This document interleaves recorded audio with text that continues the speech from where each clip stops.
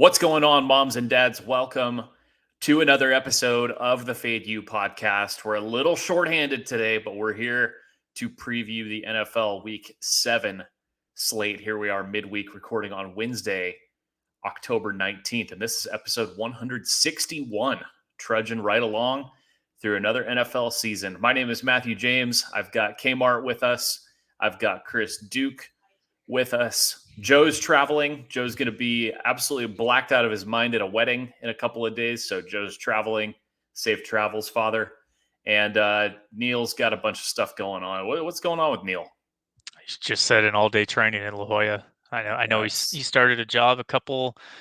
I feel like it's been a couple months, but probably just some extra learning that he gets to bore himself through all day today. That sounds delightful. Make sure you're following the Fade You main account at Fade You Sports on Twitter. If you haven't been doing that and you haven't been listening to this pod, you've been missing a lot of winners because the dads are hot in the Westgate SuperContest. We'll talk about where everybody's at here in just a second. That's at Fade You Sports on Twitter. Make sure you subscribe to this pod as well. A lot of good stuff, if I do say so myself. I'm at Matthew James 78 on Twitter, Kmart at Kmarts_angles, Chris Duke at Hazmat Suit 23. So, guys, let's talk about Week 7. Actually, before we do that, we got to pour one out for Joe. This went out on Twitter yesterday. The Weeks 4 through 6 mini contest ended, and three assholes went 12-2-1 to split 65 grand. And Joe and Jared, half point away, 12-3. That's brutal. I don't even know what else to say. That would be. I told my brothers about that. They said I can't even imagine. It's why I was so pissed off on Sunday, because I knew we needed a 5-0, and it would have sucked to have a four-way tie. But yeah, I couldn't imagine even like going 5-0 and being half point tickled like Joe. That's brutal. Well, if it was a four-way tie, what, $16K each, something like that? Yeah. It'd still be nice, but that would, man, that kind of takes a little bit out of you. You're just like, oh, basically four-way tie for second, with the payout. But he's saying if he would have had one more, they would have got the $50K to themselves, correct? Yeah.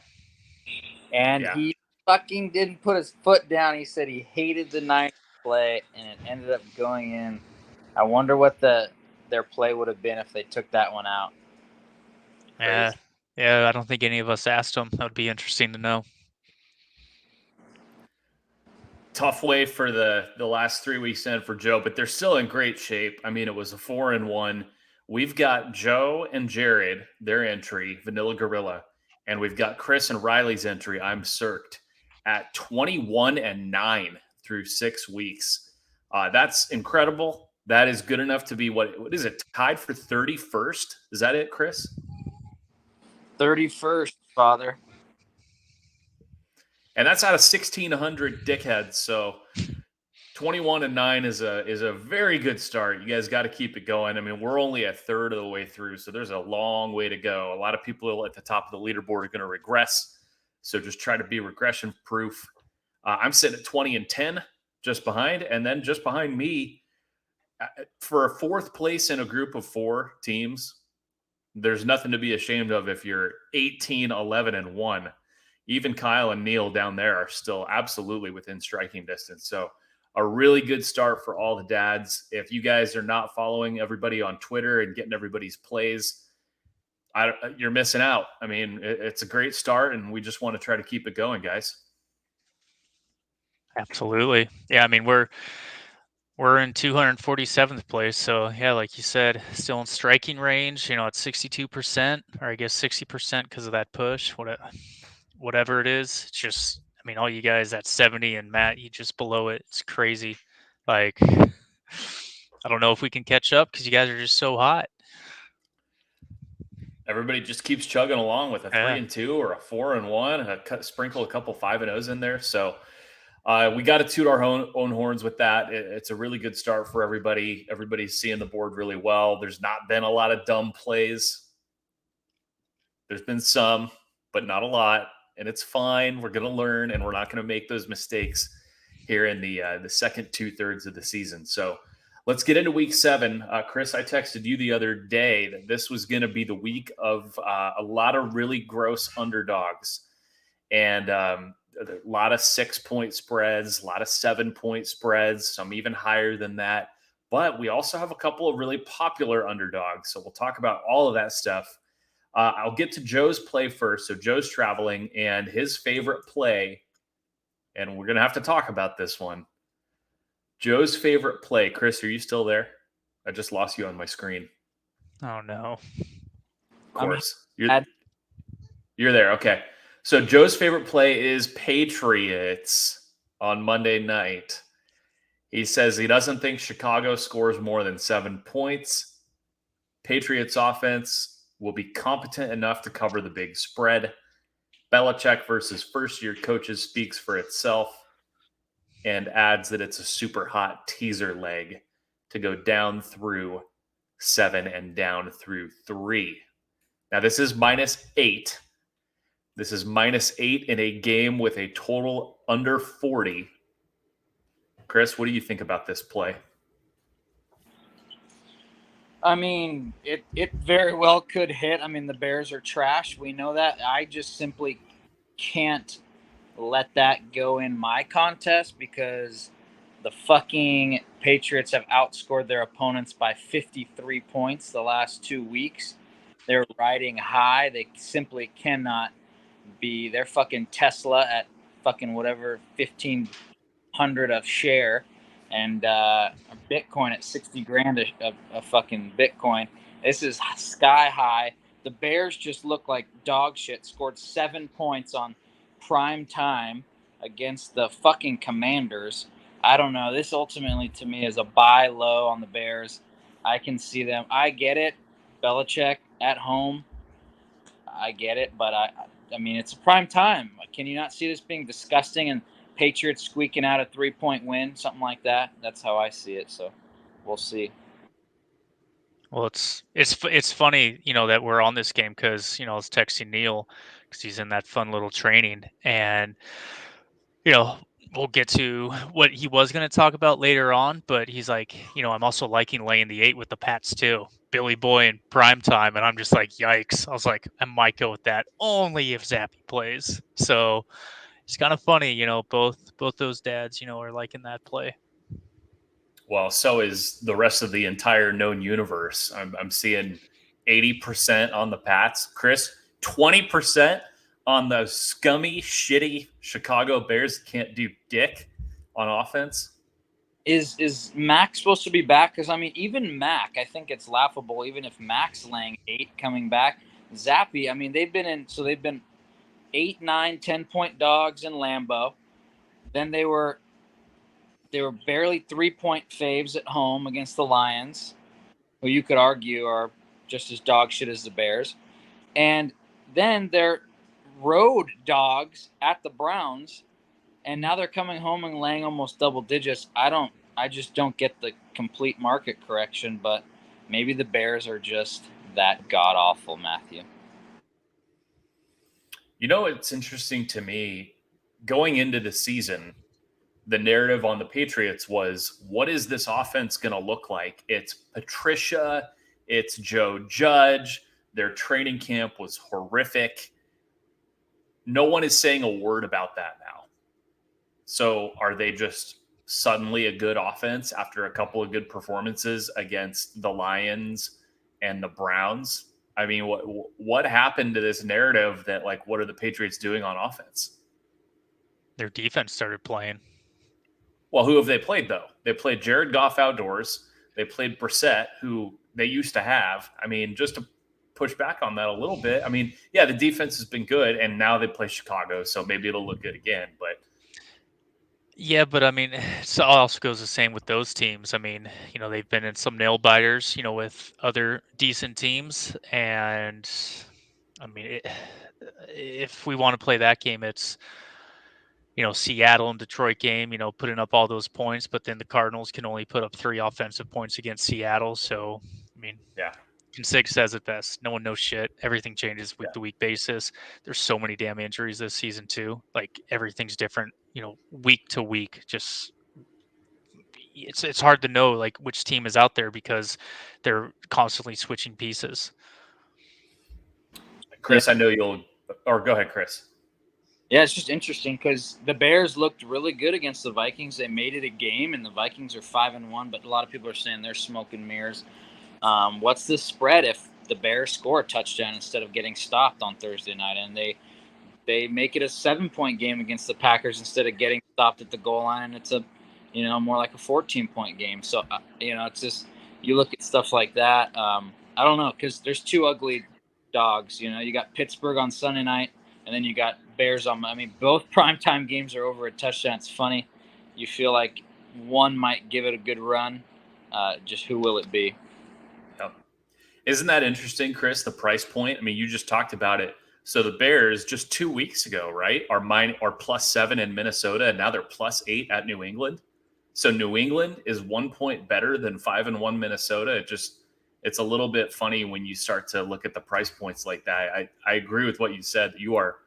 If you're buying the Patriots in this spot, you are buying their stock at a very high point. And I don't know, like you said, both primetime, parlay the faves, tease both faves. Is it free money? I don't know. I guess we'll see. I mean, we kind of buried the lead. How is this even the Monday night game in the first place? Who made that call? Someone who thought what's his face was going to be a little better. Fields. I guess. There's not too many great games this week, but I mean, God, you could have put Chiefs Niners on Monday night. That's at least a Super Bowl rematch from recent years. So I don't know. All right, Chris, you're up next. You passed me. So, Dad, you get to go second. Dad, I think it's interesting that they left it 3 in the contest. It's been blowing my fucking mind all week. Still does. And I'm going to probably push for it hard with Freck. Why the fuck are the Jaguars -3 over the fucking New York Football G-men who are looking great? They just beat fucking, Lamar Jackson and they're going to see the final score, even though that they were a first down away from milking the clock out. He throws the pick. The Giants, huge win over in England over the Packers. Again, sky high price. I think the average person goes, what the fuck? Give me the 3. Why are these Jaguars that have lost 3 in a row laying points to anyone? I don't know, but I guess I'll do it because I'm fucking disgusting. Definitely the fishy line of the week, right? To borrow from Ariel, and this one smells horrible. How do you have a 5-1 team who's a dog to a 2-4 team? But like you said, Chris, they just beat Lamar and Rodgers in 2 consecutive weeks. What do you think of this one, Kmart? I mean, if I was going to play it, it's definitely going to be Jags -3 as well. I mean, Giants have repeatedly just come back, from games. They could easily be 3-3, 2-4, but they're finishing games. I'm already looking at next year like, oh, this is a team to fade season win total under because they've won so many close games and from coming behind fashion, like 2 weeks in a row, down 10 points at halftime, and they came back to win them both outright, not even just cover. So, I actually think it's a good play. 3 seems strong. It seems like it should probably be like 1.5 or 2, but I'm gonna trust Chris here, and what he loves to say is trust the line. And if we're struggling to find a 5th, I'm probably gonna really step down hard on that one.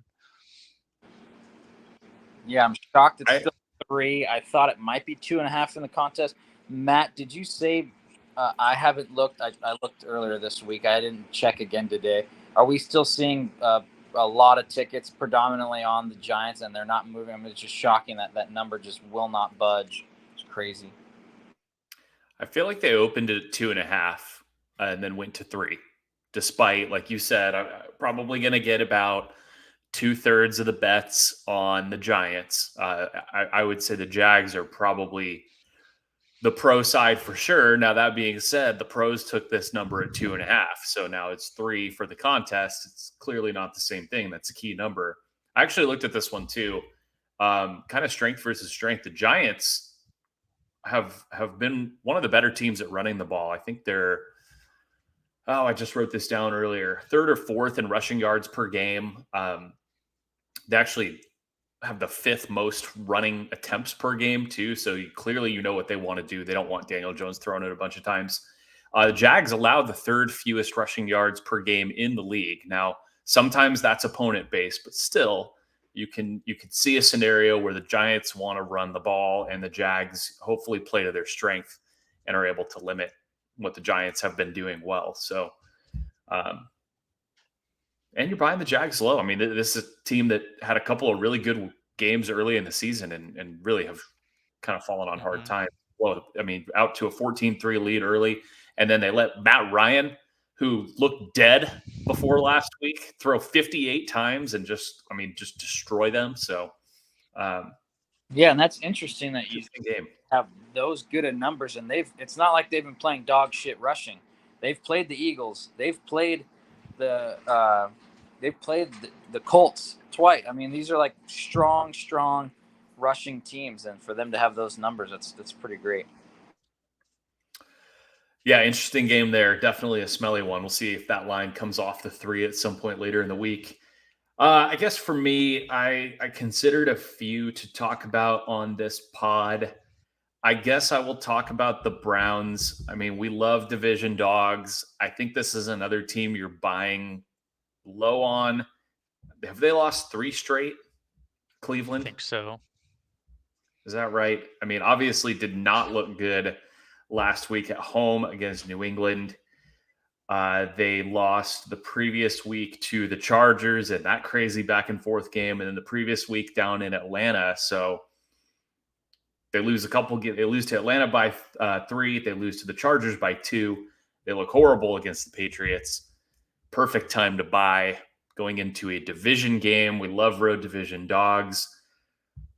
What the fuck have the Ravens proven to be 6-point favorites in this game? I mean, this team can't hold. Their ability to hold a lead is really astonishing.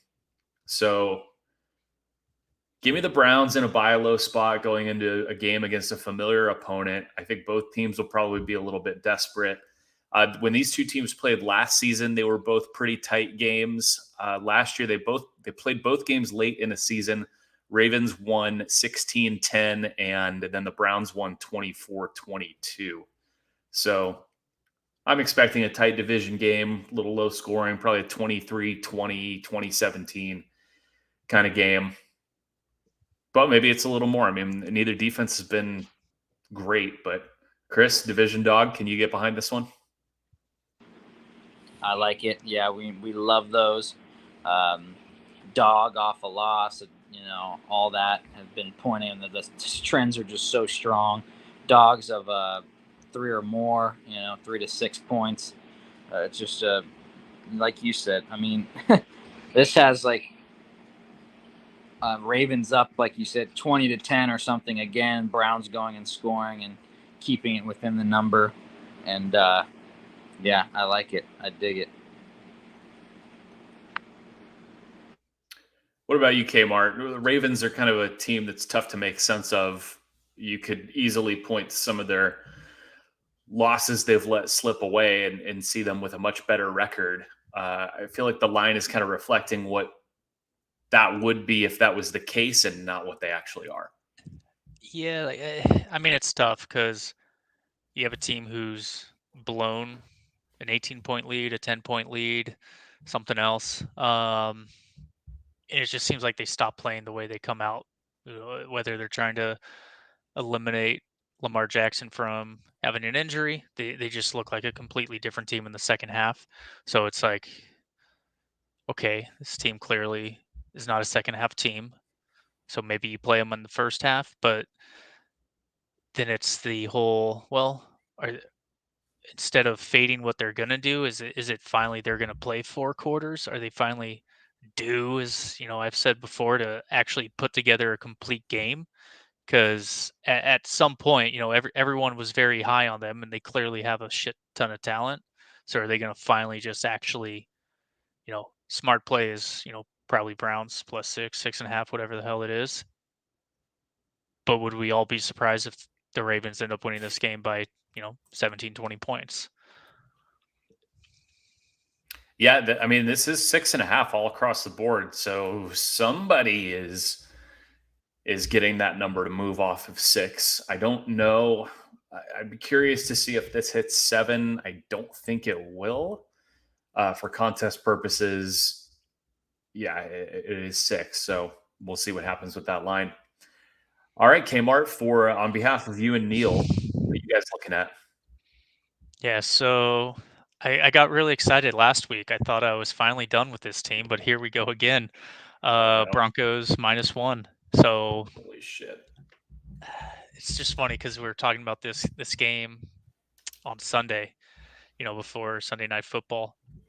And, it's probably even more leaning towards the Jets. And then I'm just looking at this, and it just seems like a complete overreaction. When this line initially came out, it was Denver -8.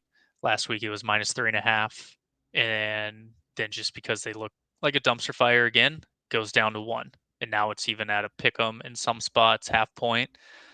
And it just seems like a huge overreaction. I said, are the Jets actually good?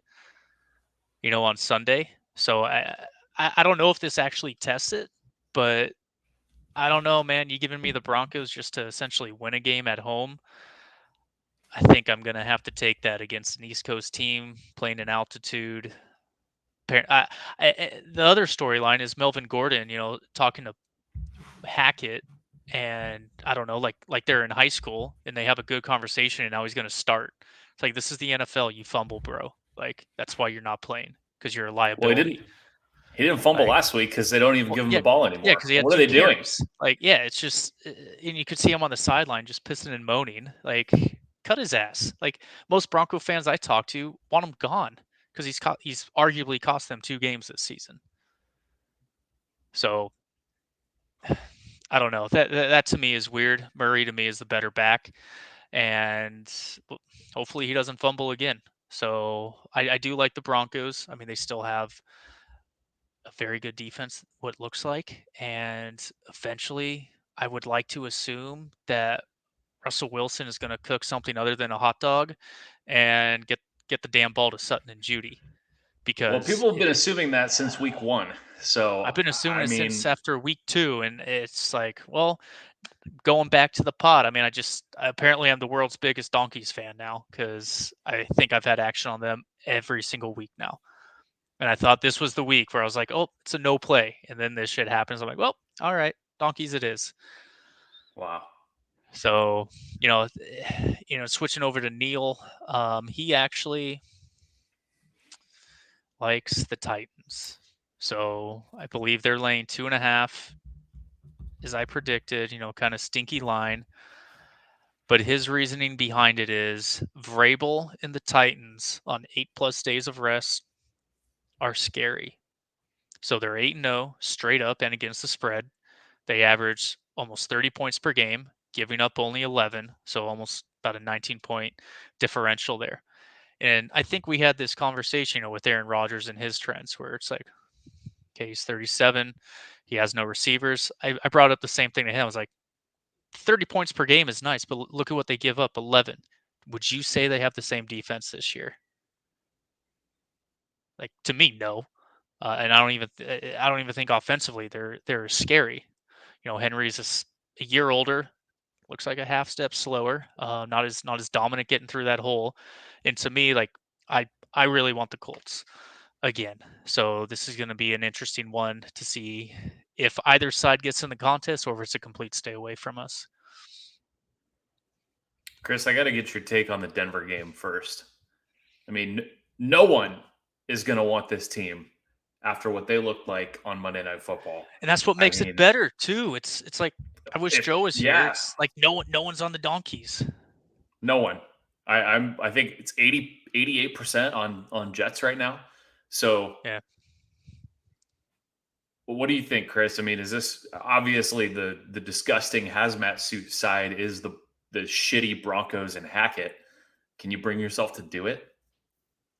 Yeah, shout out to KIV for holding her nose and just doing it. I don't know if she's released it yet, but in our text she said it's probably her best play, and she says, "I know, fucking kill me." I might have to do it too. I mean, I don't know, all this chatter about Wilson this, Wilson that. I don't know, his hammy's fucked up now. He's all kind of beat up. So, but then you said, Matt, maybe the backup is an upgrade. I agree with Kyle. I mean, I've been on the Broncos twice. They're 2-4, I think, against the spread. We've been on in the two winners when they somehow pulled out a fucking miracle against the Niners, and last week. I don't know. They've been good to us. That defense is amazing. I mean, to hold the Chargers to 19, hold the Niners to 10. I mean, they held the Seattle offense that is just scoring against everybody to a really low score. I mean, their defense is amazing. And let's not get too carried away on the Jets either. I mean, they're 4-2, impressive, but I mean that game was 3-3, middle into the third. They get a touchdown, blocked punt, and then Brees Hall, breaks one away. So it's 24-10, but it's a little deceiving. Wilson have 100 yards or something like that. Yeah, and he's one of the least efficient quarterbacks in the league. I like the kid and I want him to succeed, but he is unfortunately one of the worst quarterbacks in the NFL. So going up against that defense, I unfortunately, that's another reason behind it is, I mean, Brees Hall is going to have to go for 200. Yeah. And I don't think Denver really gives up huge running plays. But yeah, well, it's disgusting. It is tough. I mean, we like to take Denver in September typically. I mean, middle of October, so it is still that first part of the season. You could say that it's going to be tough. Zach played at BYU, kind of used to the 5. I mean, you could make the same argument. I'm going to jump, to collegiate really quick, but it was week 7 on Saturday, and same thing I brought up on Neil and mine's pod. Fourth quarter, you could tell SC got really tired just from 4,500 feet. So true, it's better in September, but there's still going to be effects, especially if you're not used to playing in that weather or that altitude. For sure. Well, the Broncos are still going to have to score points on offense. And the only thing I know about this game is that Hackett will do something that makes no sense because it is truly incredible what the Broncos have unearthed, and Nathaniel Hackett is a head coach. So good luck with that. How about the Titans-Colts play, Chris? Yeah, both these, obviously I lean with the road division dog. I just don't have a feel for both these teams. Are just like Kyle said, you just don't know what are we going to get out of this Titan offense? What are we going to get out of this Titan defense? And same with Matt Ryan. Obviously, we've seen him in prime time. We've seen him against the Broncos and lay eggs at the Jags. To me, this is a stay away unless Riley has conviction. I'm probably not I don't lean either way. This is one of those ones I'll just let the teams play and then maybe buy one of them low the next week. I know my group is definitely ready to sit out any AFC South games because who knows with any of these teams? Who's going to even win that division? Jesus Christ. Well, let's kind of do a lightning round just because it's 3 of us. Chris, you want to talk about maybe one more that you're looking at? Just maybe not as long a handicap, but something quick? Or something you even have mild interest in? Have mild interest. I know we were talking before the pod about the injuries with the Niners. I have interest in that, especially if they don't move it off. Is it 3 in the contest? Yeah. Yeah, so they left it 3. If they leave it on 3... No, in the contest is 2.5. Oh, fucking Christ. Yeah, even better. Okay, well, now I'll fucking for sure probably be on it. If they're going that way, which we know 80% of the fucking tickets and bets are going to be on the Chiefs, and if they made the line go down That really interests me. I'm probably even Riley and I talked briefly already, and he said I could see us being on the Niners, and probably will be. Yeah, so before you jumped on, I was telling Matt, David Lombardi tweeted out Nick Bosa, Trent Williams, Jimmy Ward, Jason Verrett, and Drake Jackson all practiced today. Jimmy Ward's testing out his cast. I kind of brought that up, the other day to just, cast it up and knock some people out like good old Ronnie Lott. But Charvarius Ward, Hufanga, Mike McGlinchey, and Samson Beckham did not practice. So still, a lot of key pieces, that you'd really like to be out there if you're on the Niners. Yeah, that's going to be a game where a lot of people are going to be on the Chiefs at under a field goal in the contest. And I will tell my group this: the Niners, you don't want to be on them when they're expected to win, when they're a 6-point fave, like last week. You do want to be on them when they're an underdog that no one thinks is going to win. That's how they are. I mean, I don't know why it's been that was Kyle Shanahan as a favorite like that has been more missed than hit. And, they usually come through in this spot. I mean, they came through in this spot a few weeks ago when everybody was on the Rams before people realized the Rams are what they are. And it's interesting that this is the same line. Niners as a, or no, that was the Niners were they were a favorite in that one. But still, this is where you want them in a spot where people kind of start to maybe not believe. I guess if I'm going to look at another one, I am having a hard time looking away from Houston. I don't know why the Raiders are 7-point favorites. I don't think that's justified at all. I think, one thing through 6 weeks that we're seeing, some of these retread coaches that are rehires have not been all that impressive, whether it's Todd Bowles, Dennis Allen, Josh McDaniels. I mean, what have the Raiders done other than play the Chiefs tough, which guess what? That's a division game. Sometimes division dogs play tough. I mean, Raiders, both teams are coming off a bye. I know Houston is kind of scum, but I think a really big difference between this year's Houston team and last year's is this running back who's playing really well. And I don't know. I don't They see want the to get him Raiders. 20 carries this week. That's what Lovey said today. And I don't know. I don't see the Raiders being deserving of laying this number. I mean, the Raiders as a favorite have been pretty bad. Ask the Arizona Cardinals and how have they been looking lately. So, Chris, can you get behind an ugly dog like this catching a touchdown on the road? Yeah, that was another one. If I wasn't going to bring up the Niners, was that one. I've been on the other side of that. I was actually on the Cardinals when they blew that. I was on them last week on the Raiders catching 7 in Kansas City. So it's all about it's so crazy how you have to zig and zag with these teams and buy them and sell them. And like you said, the Raiders are not a team I want to lay a touchdown with at all. They're pretty much like the Ravens in the AFC West, blowing big leads. And I can get behind it. You just got to, like you said, hopefully Texans can get some stops and put up some points, and hopefully Mills can be serviceable. It's interesting that Houston, before their bye, was also a 7-point dog in Jacksonville. And so this line is saying that Jacksonville, the Raiders are equal teams. And I think that price point is a little interesting. Kmart, one more that you got your eye on, maybe? Oh, yeah. So this is a kind of a dumb one, but Bengals -6. Is it 6 in the contest? Or was Yes. or was it? No, it okay. is.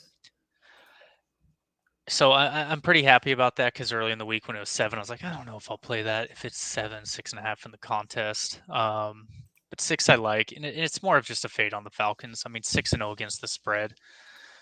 I know we killed ourselves last year doing the same thing with the Cowboys, but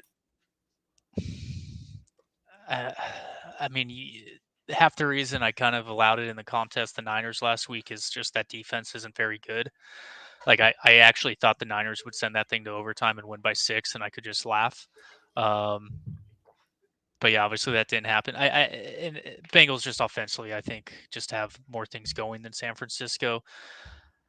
And eventually, again, it's there's not much of a cap on this as much of a fade, on the Falcons being 6-0 against the spread. And I love what Mariota's doing. I just don't think the team in full is actually that talented right now. And yet they scrap and fight and claw and cover every fucking game. I don't know what Block to punt make against of the this. Rams. How great do the Yeah. Rams look? I mean, we can really nitpick, and I guess it's easier when you're, touchdown dogs in almost every game to, cover that. But at some point, the gasket's going to break. Yeah, I guess the one thing you would point to in this one is clearly the Bengals have had their issues on offense to start the season. Able to put up 30 last week, so good for them. But Atlanta does generate the lowest pressure rate in the league on defense. So if you're a team that's had offensive issues, now they've overcome that. I mean, they're respectable. Is Atlanta 3-3? So how much can you really knock them for that? So that is a tricky one, my friend. I don't know. It seems like Cincy should be able to overwhelm them, but I know. That's why I laughed, because I'm just like, for whatever reason, this is just. I've been staring at this. I don't know if I've fallen too much in love with it, because, I mean, it's weird. Like last week, we got lucky because about this time I really liked the Saints, and then we just flipped. Like Lance was really like, they got so many injuries. I don't want to bet against my team, but I think Bengals is the play. And we were just going back and forth on so many. We were just like, screw it, let's just go square. And we sucked it out. I mean, yeah, they were trailing almost most of the entire game. game. Very, very lucky win and cover. Other ones we could look at. You got Dak Prescott coming back. Is that an overreaction with that line? I've heard a lot of people talk about Jared Goff against pressure. Dallas gets the best pressure rate in the league. That's an interesting one. Panthers, is this a dead team that you just simply can't touch? The Bucs can't cover shit right now. So the Packers, another kind of perceived really good team that can't cover anything, can't even beat the Jets. So that number, is that too short, only being 5 against Heineke? The Chargers, everybody's loving Seattle right now. Seattle's a very trendy, popular dog, and the contest only makes out 5.5. I really like Chargers. Yeah, because I mean, Ralph Michaels, and I sent it to you guys, last week, because Chargers are a home fave going into a bye, and that shit's like 58-30. He didn't have a year on that, but that's a decent sample size. So, I mean, Chargers or Bengals, I'm going to fight for in our contest. Home in general, it's not division. Yeah, just home faves in general. Oh wow. Yeah, interesting. It's weird. So we got 4 teams on a bye this week, only 2 next week. So we got Chiefs and Chargers on their bye next week. So Chiefs after the bye, everybody knows that one. But going into the bye, I guess we'll see. Mm-hmm. So, all right, guys, we'll be back Sunday, either before the game or at halftime. After the game, we'll tweet out what's going to happen there and see if Brian Flores gets his revenge over the Dolphins. That's another angle on that one that we didn't really talk about. So have a good week 7, everybody. Keep an eye on all the dads tweeting out their contest plays Saturday, Sunday. And Chris, remind everybody what happens sometimes when you bet on poop. You go 10 for 10 in the first half, and then you throw for 15 yards and score 3 points in the second. But you just might cover, folks. Stay poopy.